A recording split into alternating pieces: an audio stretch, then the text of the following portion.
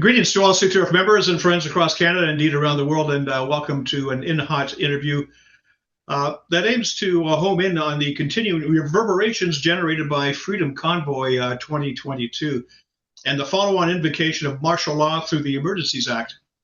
Today we have a very able wingman on board to discuss the federal appeal court decision of 16 January 2026, just a few days ago, that confirmed the implementation of the act was unconstitutional. That winger is Eddie Cornell, one of two individuals cited as a respondent in the appeal initiated by Canada's Attorney General. Mr. Cornell served 22 years in the Canadian Armed Forces as a gunner in the artillery branch of its combat arms. He served in several places within Canada and Europe and also had a tour of duty with the Canadian contingent in Cyprus, where he was a recipient of a Medal of Bravery medal.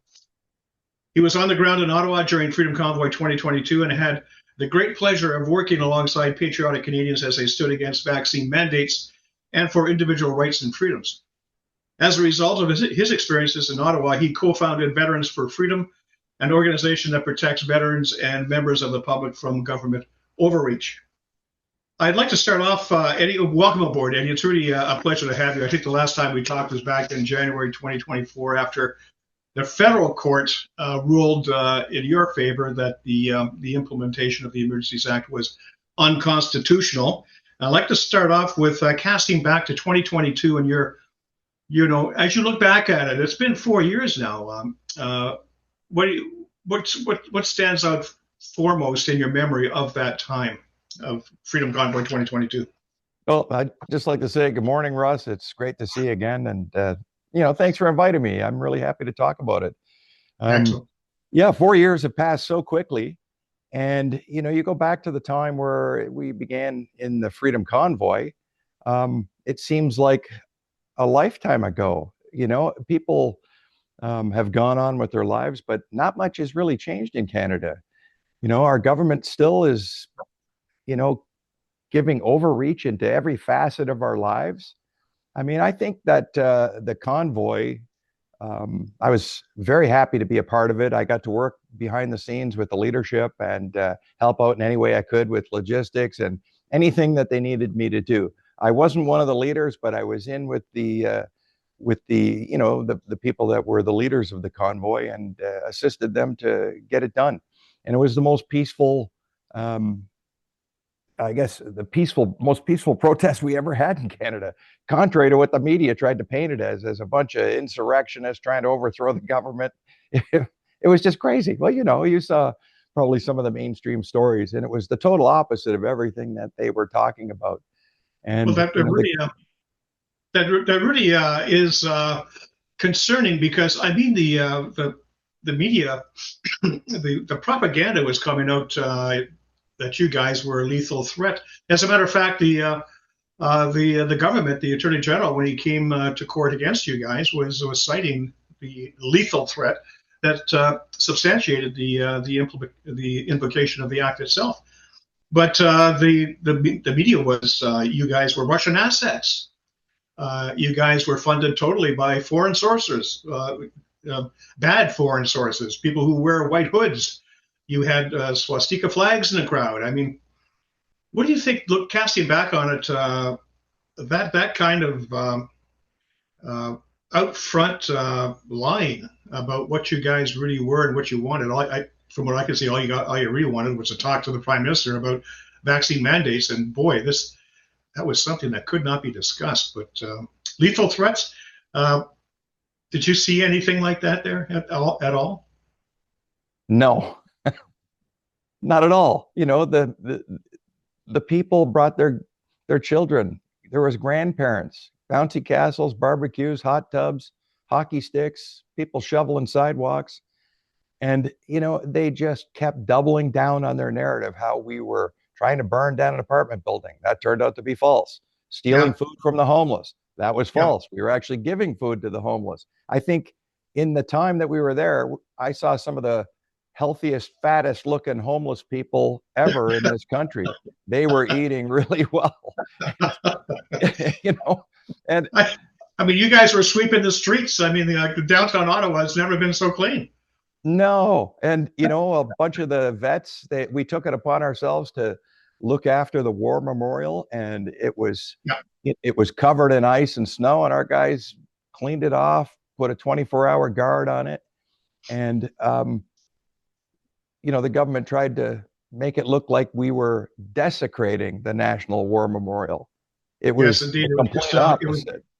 It was just upside down and inside out. I see the court documents. As a matter of fact, the Attorney General was saying that, or the government was saying that you had children along with the protesters, and the children were being used as human shields. Yeah. That was the way they spun this thing, and it was just. I mean, I think there were children there because people had nowhere else to put their children, and didn't have the money for daycare, and they had to take their children along with them to do the protest. But you think back to that time, we'd been pretty much under lockdown for 2 years. Yeah. And, all of the big box stores, they could conduct business as usual. These people were devastated. It wasn't what the government was trying to paint as a bunch of anti-vaxxers. Most of the people there were vaccinated. It wasn't about vaccines, but that was the narrative. So it was about lockdowns. People needed to be with their family and their friends and to get on with their lives. But if you look back to the previous summer, there was Justin Trudeau with thousands of people maskless during a Black Lives Matter protest. That one was okay. And he said so publicly. That's hypocritical to say the least. So we had, one of the two major thrusts of the government against or for the invocation of the Emergencies Act was there was a national security threat, a lethal threat. The other one was that the inability for current laws or provincial authorities to deal with the situation. What are your thoughts on that? Were there laws in place that could have handled what happened without regards to invoking the Emergencies Act? Would that have been a possibility? Absolutely. I mean, all they had to do, it would have ended the first weekend if they'd have just sent a representative to hear what the people were asking. Yeah. We had boardrooms set up. We were all set to meet. Not one government official came to talk to anyone. They had a narrative. Even before the convoy arrived into Ottawa, they were painting the narrative.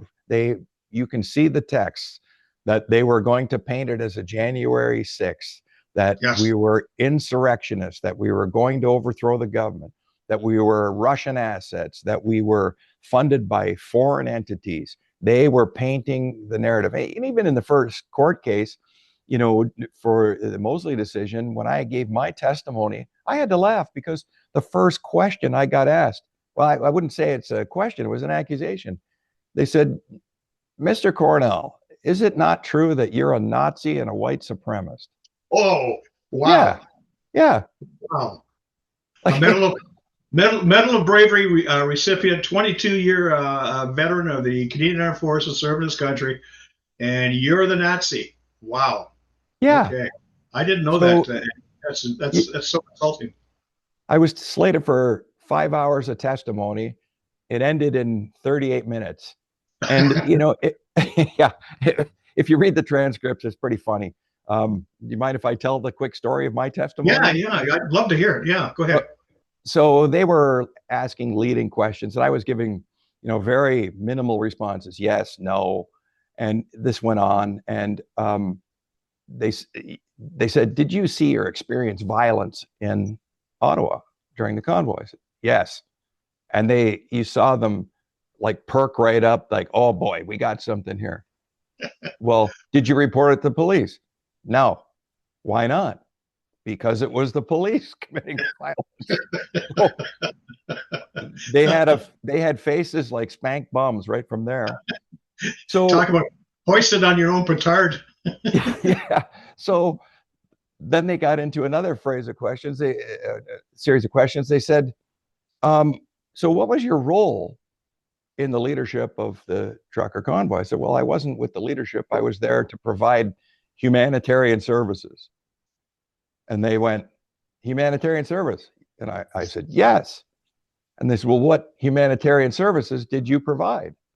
I said, my primary function was to make sure that the portable toilets were pumped out on time. And their jaws dropped, and my testimony was over. Talk about, well, they say that a good lawyer knows the answer to the question before he asks it. Obviously, these weren't very good lawyers, I don't think. They're not stupid people. The attorney general and all the assistant lawyers that they have. But, they were given a narrative and they were trying to paint that. And, they looked at me like I'm just some dumb guy that, they can bully into, push me into the narrative that they're trying to shape. And it didn't work out that way. So in the transcripts, you can read that I'm the guy that was in charge of getting toilets pumped out. So that makes me a white supremacist and a Nazi. Oh my God, yeah. Now you were one of very few people who were named in the federal court papers. There was you. There was Vincent Gerses. There was two other chaps. A nurse from British Columbia, I think. But you were one of two that actually had standing. Why did you have standing in these court proceedings back in 2024? Yeah, that's a good question, Russ. Kristen Nagel didn't have standing because she wasn't directly affected, having her accounts frozen and so on. And that was the same for Jeremiah Jost and Harold Ristow, who was the padre while we were there. Great people, but they were not considered by the court to have standing. So the last remaining people were myself and Vincent Gerses. We had direct standing. So, and we were determined to have clean hands, which is a court term for being, I can't really, I guess what it is that that uncorruptible in your testimony. Mm-hmm. Which was great. And it allowed us to proceed with the two of us as the representatives for Canada, challenging the government for that decision. We had our bank accounts frozen. So okay, and was that the reason? Was you had standing because you had to suffer through losing access to your financial accounts and bank holdings? Yeah, they froze all my accounts. They tried to cancel my car insurance, my house insurance.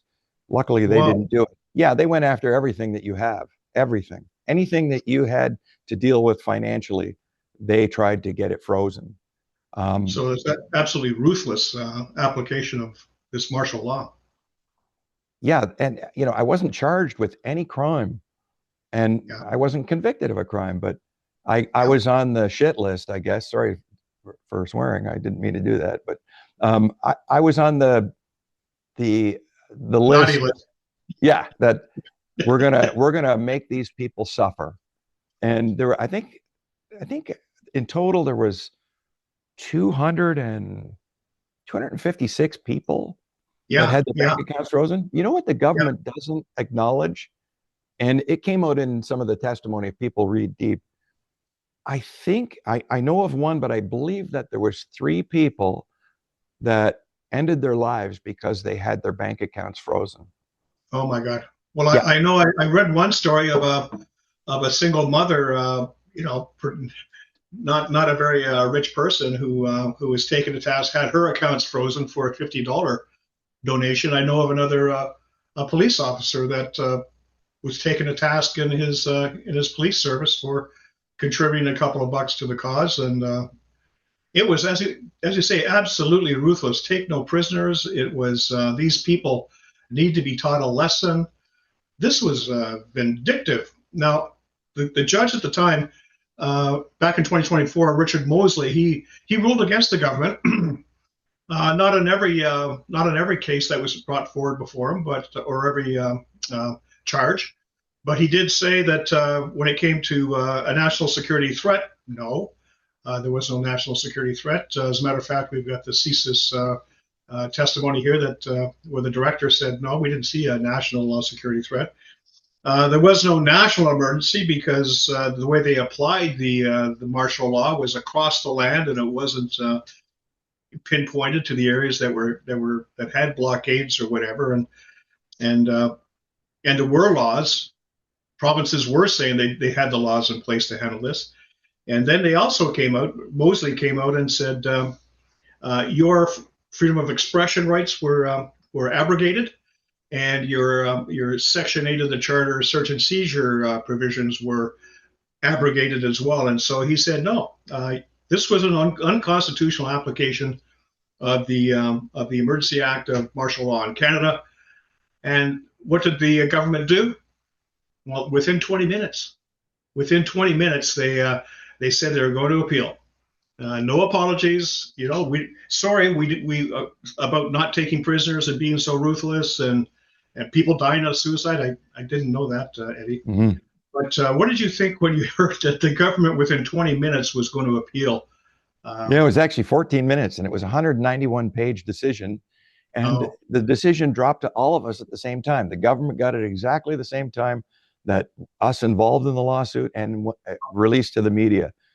I don't know how you can make that decision in 14 minutes. Well, obviously, the decision was pre-made. They had decided beforehand that they were going to go ahead with an appeal, come hell or high water, obviously. And, there's a lot of political influence in our justice system these days. Yeah. Justice Mosley must have faced immense pressure to make a political decision. And yeah.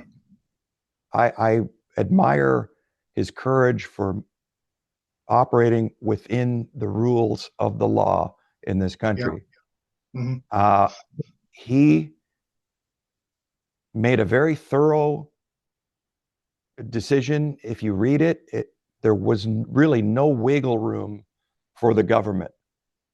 And the one thing I really found interesting when he was giving his comments during the trial is that, and it kind of surprised me, he said that in his younger life, he was also a trucker. Oh. And maybe that has something to do with it. Yeah. Wow. I thought, wow, that's very telling. So you talk about pressure. I think the proof is in the pudding with regards to political pressure. I mean, even within Mosley's own judicial system, that he had Supreme Court justices coming out before the case was tabled before him. We had Supreme Court justices saying that the truckers were hostage takers, they were rabble rousers, they were blackmailers, and this was even before anybody had a chance to debate what actually happened. The Supreme Court was coming out against Freedom Convoy 2022. So that's shocking. That really does say a lot about our justice system right there. Okay. They have 60 days to appeal this decision. Yeah, I don't know if they will, but they might. I mean, these people, anything's possible with them.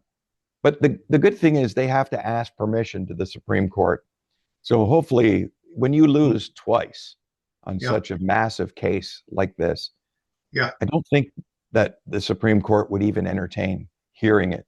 I hope that's the case. Okay. So after the first case, where your side, your applications won, were you thinking at that time of applying for restitution, for recompense for what had happened to you? We did. We put forward a civil case, 20 of us that had our bank accounts frozen. Unfortunately, we had to let that case go. We just couldn't obtain the massive funding that we required to move it forward. So unfortunately, we had to let that go. And it's a real shame because, when it comes down to dollars and cents rather than, justice and accountability, that's not the way things should operate. But that's the reality of the justice system. Our government has unlimited funding to pursue any legal action. So it's up. So when it gets down to the little guy, I mean, he just doesn't have the resources to go against a government that has unlimited funding available to it. I can certainly see that. Yeah. So there was no apology, that's for sure, because within 14 minutes, as you say, they launched into an appeal process, and then we go through the next 2 years. Were you asked to be a witness again during this appeal process at the Federal Appeals Court? And how was that experience? Well, I really didn't have to do much. A lot of it was based on previous testimony. We were Yeah, basically just on standby, yeah. and we really didn't have to comment at all, just to be available. Hmm. So basically, it was just kind of rehashing what had already been said and done. The thing with the appeal, where the government lawyers, and like I mentioned, these are not stupid people. These are very intelligent people, but I think they made their mistake right from the opening gate. Um, Remember, there's three judges that um, hear the appeal, and they made the mistake of, rather than attacking the issue itself, they were attacking Justice Mosley's ability or his decision Hmm. process. And I think that was a fatal error on their part, because Yes, Justice Mosley is a very well respected judge. And to yes, try to assassinate his character, that he was not doing yes. his diligence, I think And was going through the decision papers, I could see that. That's a very good point, Eddie. Almost every second page, there was something about Mosley being an armchair quarterback who, didn't have who had the luxury of time to review his decisions and what he would do and what he wouldn't do. It was very, very. Actually, it was quite demeaning, and I don't think that worked very well, because in the same papers, you could see the three appeal judges not being very impressed with the arguments that were placed before them by the Attorney General's office. They were quite brusque at times, saying, they would go through the argument presented to them by the Attorney General, and the panel would say, "We don't agree," and that was it.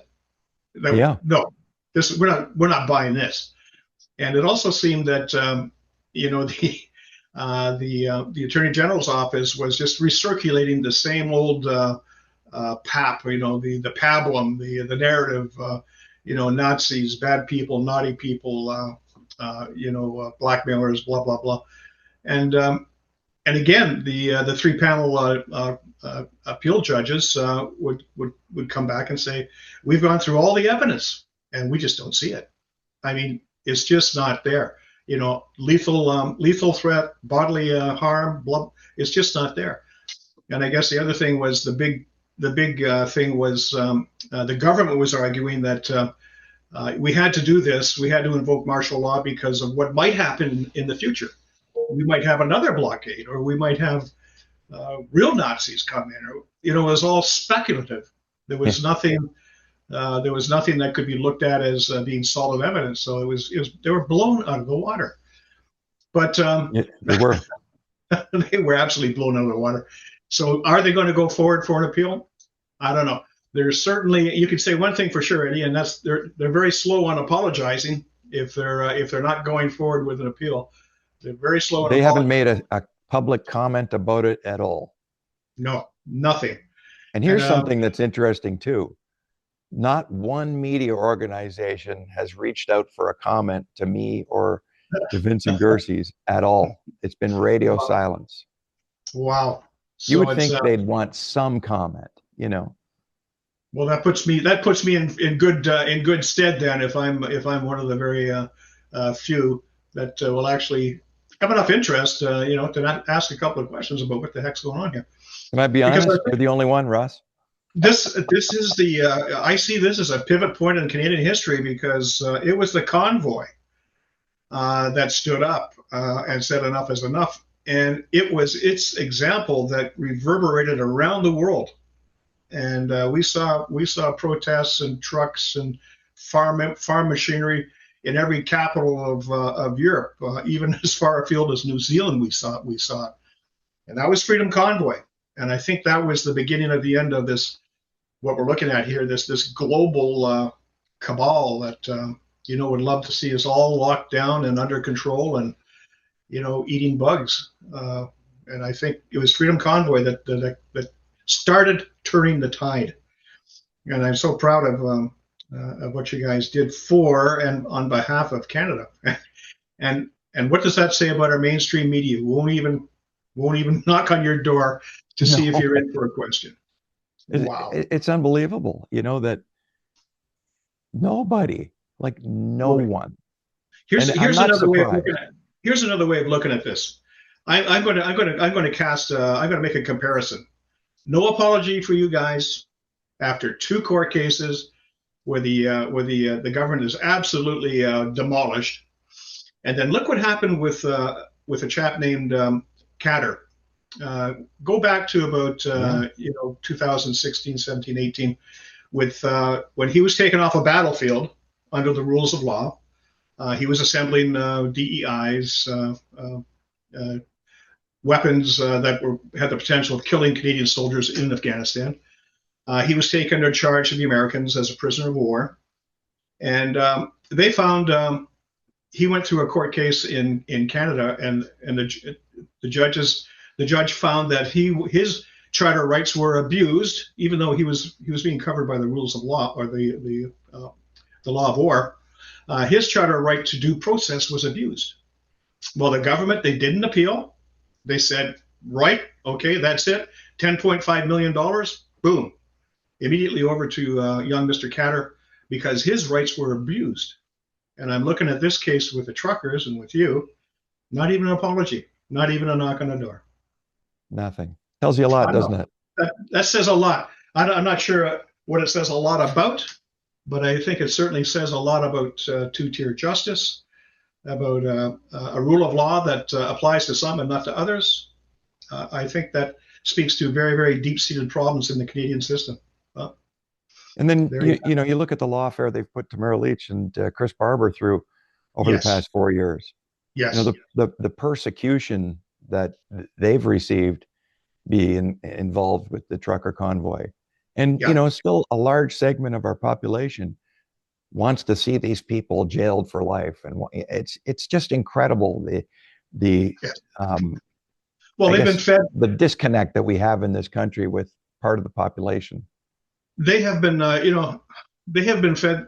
The people of Canada have been fed such a large dose of cod swallop that I guess it's hard not to believe it. And like you say, we have Tamara Leach. I mean, she's a Métis grandmother.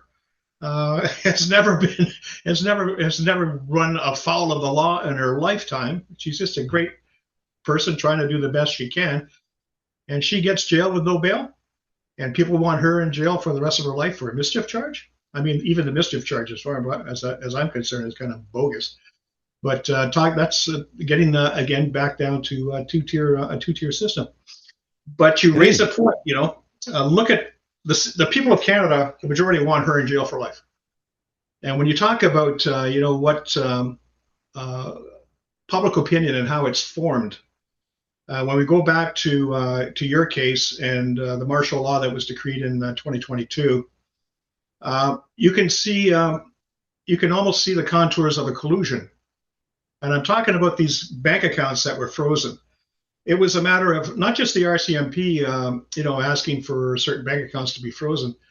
The orders under the Emergencies Act called for banks to be deputized and be part of that process, and they had a responsibility to report on people they thought were donating to the cause of Freedom Convoy. And so you had the banks deputized, you had the RCMP looking for you to make charges.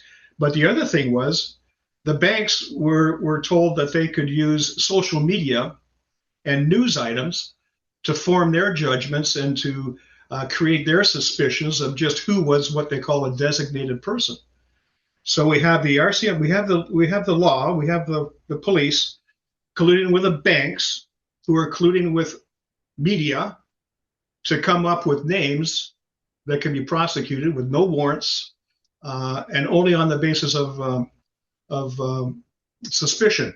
Throw into the mix, and I don't know if this is really part of the collusion as well, but remember there was that hacker that hacked GiveSendGo or GoFundMe, one of the, maybe both, I don't know, and he Right. put the names out there, and the names, once those names of the people who donated was out there, it was picked up by the CBC.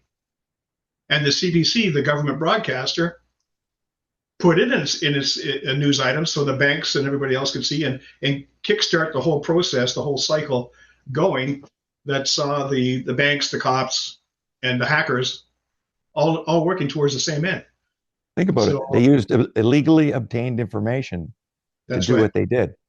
That's and right. not only that, then the RCMP released that information, doxed everyone involved, all your personal information, sent around the world. Mm-hmm. All your personal information. I mean, there is so much there to be investigated, because it sure doesn't seem like it could pass a smell test of any. I mean, it really does look like when we talk about they're out to get you, come hell or high water. I mean, they had their means and their ways, and it looks like they actually had to think about these means and ways to put them into action. Our government is operating in a tyrannical manner. That's what they did. Yeah. You can't deny that. And yeah.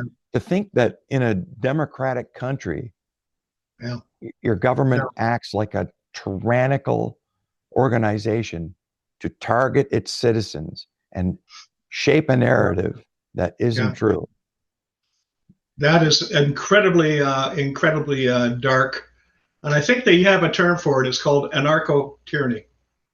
The anarchy comes in because these tyrannical laws are applied to some, but not all. They're applied to the people who challenge the government, the people who celebrate the government or take their handouts or are dependent on the government. They have a different set of laws that they are subjected to. It gets back to your example of BLM, their protests, and the prime minister kneeling down before them in supplication, and you guys getting hammered. I mean, I remember that one veteran that was taken to ground and was given the boots. That was Chris Deering. Yeah. Chris Deering. And you know, the thing about him is that, well, like the veterans were between the police and the protesters, trying to be the voice of reason, trying to not let it escalate.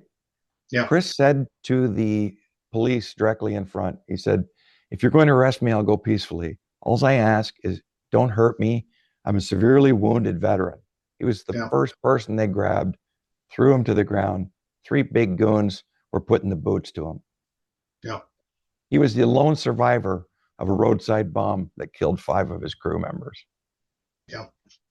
Yeah. Certainly no respect for any kind of veteran service there at all when it came to you or Chris Deering. That's absolutely shameful. No, it was not a good thing to happen. And then we had, of course, the grandmother was trampled by horses. I mean, it was just you can't make this. And the way that they tried to shape the narrative that she threw a bike at the police. Yes. And that the walker was an AI picture. Oh my God! You're gonna be kidding me. I'm not. Okay. One set of laws for you and one set of laws for someone else. Not the way to go. Not when you have. You're supposed to have be ruled by a charter that in its preamble says, one of the principles that the country is founded upon is the rule of law. And we're not seeing that rule of law here. The only law, I guess, that anyone broke the whole time we were in Ottawa, and it really isn't a law, it was a parking infraction. That was it. Mm-hmm. Yeah. No, that was it. Well, the appeal court, the appeal panel certainly, I don't think left any room for Supreme Court to rule otherwise, unless of course it's completely a political decision and they come up with some fanciful narration that they want to put in play, I guess. But what do you think will happen? Do you think it'll go Supreme Court? I'm finding it, just my personal feelings, that it's doubtful that they'll go forward. But think about this. You lose twice in court. A lot of those same ministers are still in government and are still ministers. Oh, Not good point. one person has been, exiled from public office. No one's taken responsibility. No one's made an apology. No one's made a public statement. That tells you a lot about your government. Yeah. They want to put it behind them and they don't want to talk about it. This is a black eye on Canada that is never going to go away until they deal with this correctly. And they're not showing that they want to have some kind of resolution or accountability for it. So It's I'm shameful. I'm afraid you are absolutely correct, Eddie. I mean, there's going to be no trust, no faith in this government until they come clean, and it's just not an apology. I think. I mean, even an apology is given at this time is going to. It's so late in coming that it's probably going to be seen as insincere. I But think so. beyond that, there are the original questions that the convoy back in 2022 raised. What the heck is going on here? Why are these mandates in place? What about all this other evidence? I know you guys had experts lined up ad nauseum to testify to the government about, all the things that were wrong about this mandate and all the proposed science behind it. All of that has to be delved into and has to be sorted and accounted for before trust can even begin to come back. And the thing, if they don't, they're going to do it again. Yeah. Given another circumstance. And next time it'll be worse. Yeah. Well, I think we're seeing right now, I think it came up in the appeal papers that the three-judge panel said, well, if the government wants to have its way and be able to justify what it did, it's going to have to change the Emergencies Act to be more amenable to allowing it to just go out there and declare martial law and crack down on everybody.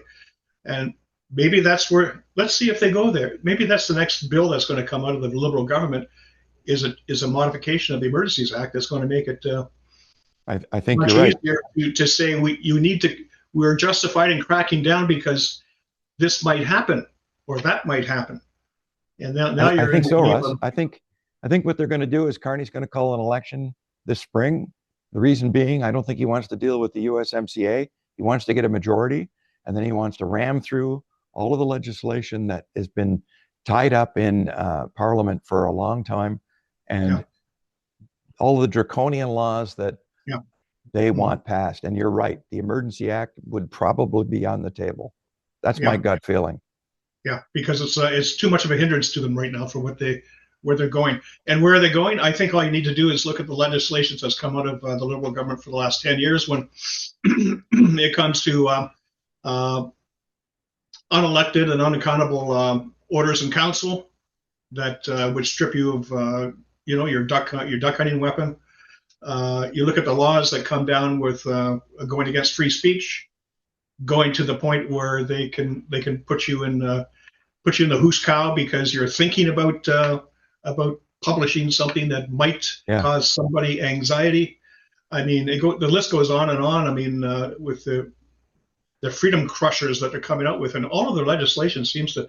Oh, they had Bill C5 or C2 that came out. It was supposed to be about the border, but incidentally, now they can open your postal they can open your post and charge you criminally for having $10,000 doing what it shouldn't be doing. So it's just draconian. Every law they come up with has got some sort of a angle on it. And now the elbows up crowd want to cancel the gun buyback program so that they can fight the United States. I mean, as we descend into we're descending into idiocy. We're being sold obvious cod swallop, and a lot of people are swallowing it. Some people I see are saying those elbows up people. They're not calling them the elbows up people anymore. They're calling them the elbozos. Give you a better name. Well, it's crazy.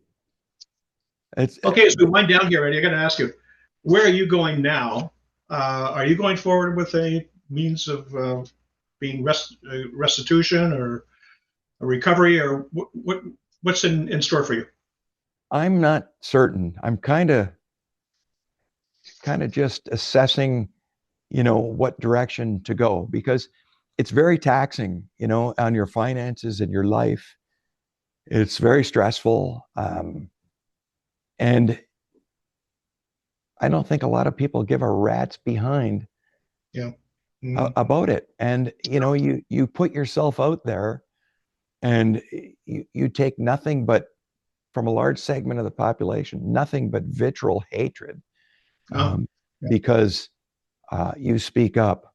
And I don't know. I'm going to have to see. To me, it's not about money. I never got involved in this fight over money. No, it's about no. doing the right thing and holding your Yeah. government to account.